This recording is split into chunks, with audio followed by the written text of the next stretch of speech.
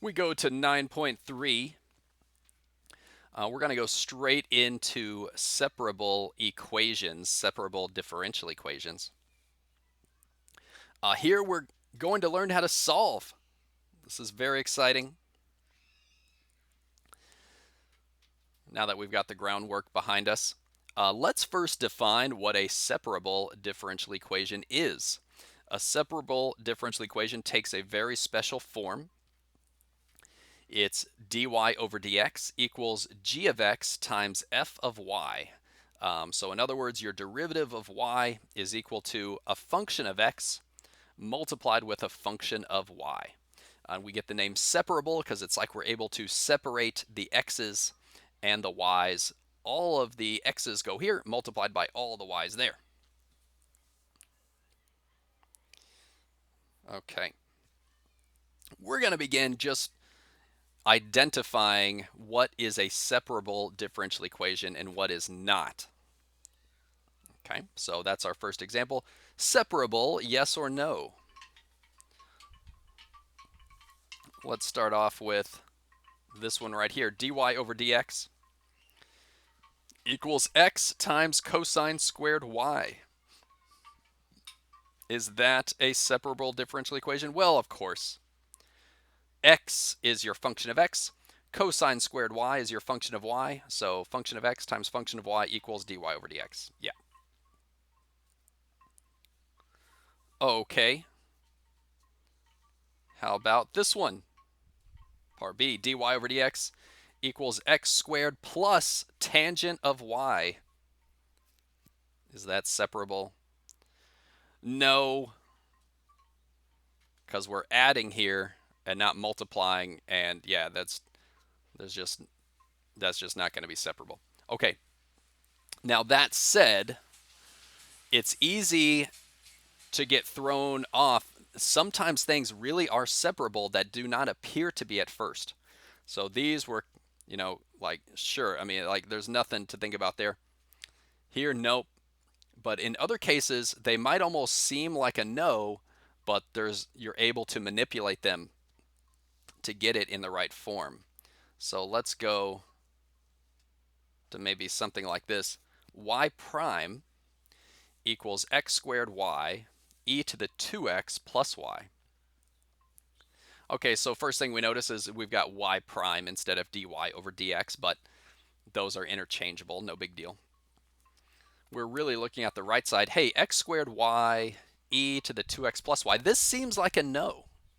Seems like that's not a function of x times a function of y, like it's all mixed together. But if we carefully rearrange algebraically, right, we could say, okay, x squared y and then e to the 2x plus y. Isn't that e to the 2x times e to the y? Couldn't we put the e as the base of those separately and they would be multiplied? And you remember the rule in algebra, if you're multiplying like this, you would add exponents. And then you could kind of keep rearranging and say this is y prime equals x squared e to the 2x times y e to the y. And you've got your function of x times your function of y. So yes, that is separable.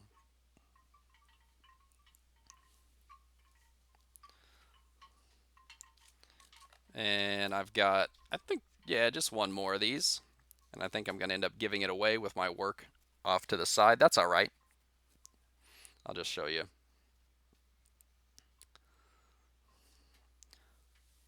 How about y dy over dx plus x square root y equals 0? Now this seems like, no, that's not separable. But what if we start to rearrange the parts? Okay, so start by subtracting x square root y and then divide by y. Now that makes a lot of sense. Isolate the dy over dx because in a separable, this is isolated on the left. And then once you see it this way, oh, okay, yeah. Yeah, we could think of this as negative x, and then we could put the y's together, negative x times y to the negative 1/2. And so, yeah, that is separable after all. Didn't look like it at first. Okay, very good. Now that we know how to identify and manipulate separable differential equations, let's talk about how to solve them.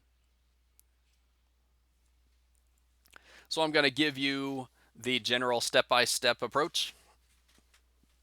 It's not going to take too long. How do you solve a separable differential equation? Okay, well, they're all going to begin, we want to think of them as dy over dx equals g of x times f of y. So here's what we're going to do. We're going to divide the f of y over to the left side. 1 over f of y times dy over dx equals g of x. And now here's kind of a shocking twist. We're going to multiply the dx over to the right.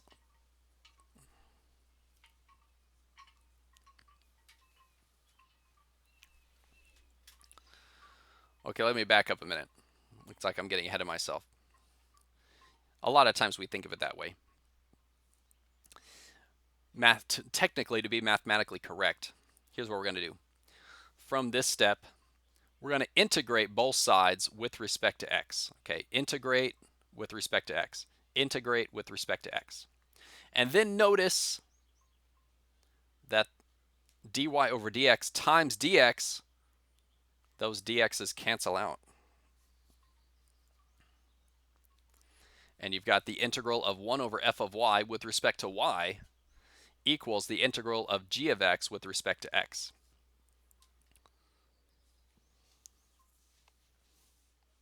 I apologize for getting carried away a moment ago. But you see the jump from here to here. Usually the way students think of this, and it's perfectly fine, the way people think of it is, okay, so I divided f of y over here, then I'm going to multiply dx over here. And I'm going to get this, and I'm going to, throw an integral sign. Integrate with respect to y, integrate with respect to x. I got the y's here, I got the x's here. And that's like an even deeper meaning of the separable, right? I got all the y's on the left, all the x's on the right. But slightly more mathematically rigorous would be to say, okay, you're not really multiplying the dx over. You're taking the integral of both sides with respect to x. It just so happens that these cancel, and so it kind of has that appearance. But I'll just tell you, everybody thinks of just multiplying that over and integrating. And that's really it. Once you integrate these, you may notice, okay, so I'll have an integral, some antiderivative with y's. So you might call that capital F of y plus c1. And I'll have the antiderivative of the g of x function. Let's call that capital G of x. And it'll have its constant plus c2.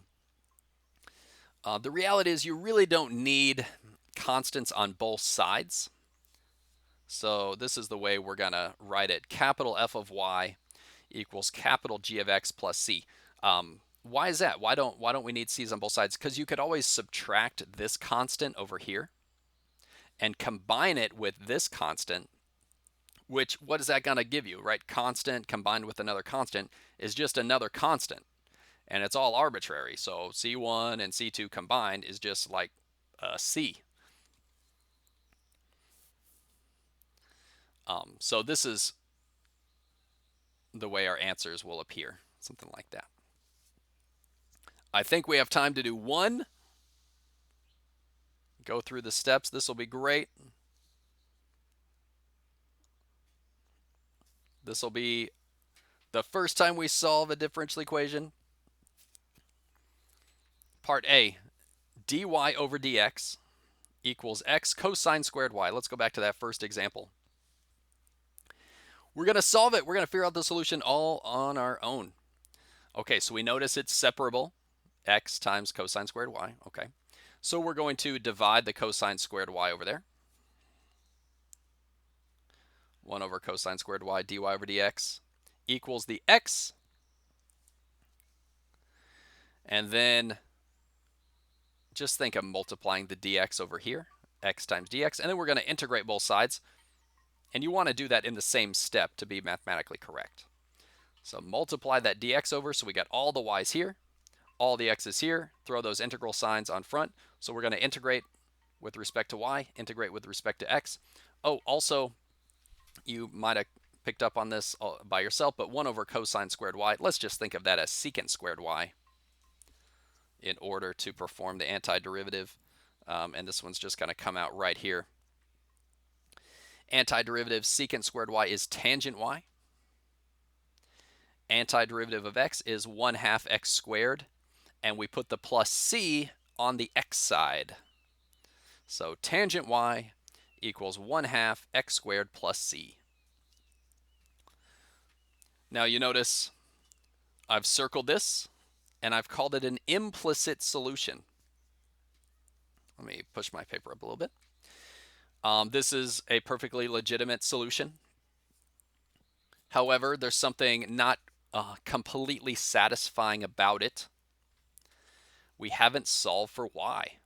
We've got tangent y, not y equals. So then we could also go that last step and take the inverse tangent of both sides, giving us y equals inverse tangent quantity 1/2 x squared plus c. When you don't solve for y, we call that an implicit solution. When you solve for y and have y equals, and you have a function, we call that an explicit solution. So some more language differential equations terms kind of coming in as we need them. Typically, we prefer explicit solutions,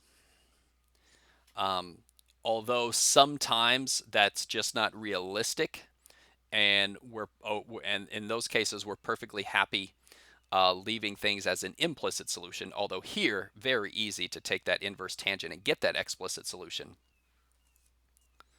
And so we might as well just go ahead and do that.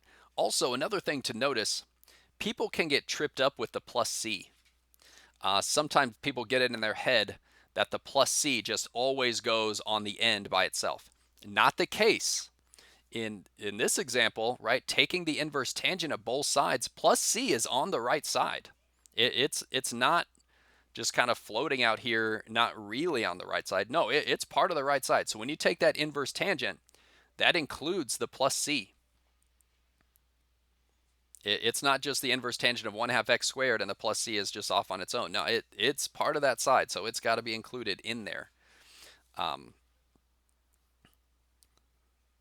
so, something to point out. Also, you could tie this back into what we were doing in 9.1, right? That's an arbitrary constant. This is a family of solutions.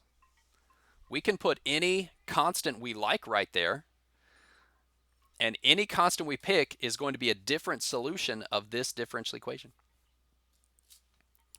You could say the same thing about the implicit. You could put the same number here, and those would all be solutions. Okay, let's stop this video here. We'll do more coming up.